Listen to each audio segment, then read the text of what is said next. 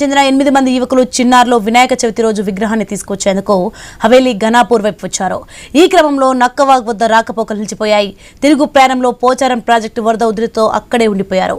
దీంతో వారిని స్వగ్రామానికి తరలించేందుకు సహాయక చర్యలు చేపట్టారు. పోచారం ప్రాజెక్టు చూడడానికి వచ్చిన ఓ వ్యక్తి ఫిట్స్ వచ్చి పడిపోయాడు. అతనికి రెస్క్యూ సిబ్బంది ప్రథమ చికిత్స అందించారు.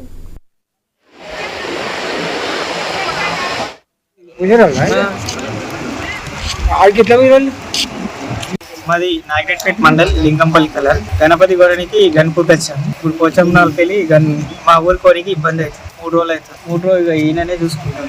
కష్టమైంది పోదామని వరకు అక్కడ వాగ్ది అయిపోయిందని రిటర్న్ అయినాం.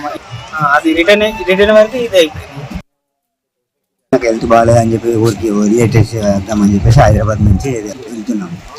మెదక్ వరకు మెదక్ నుంచి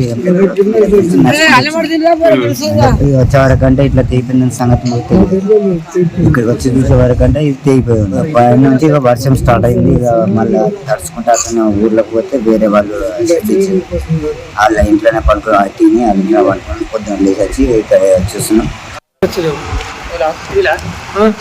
మా ఊరు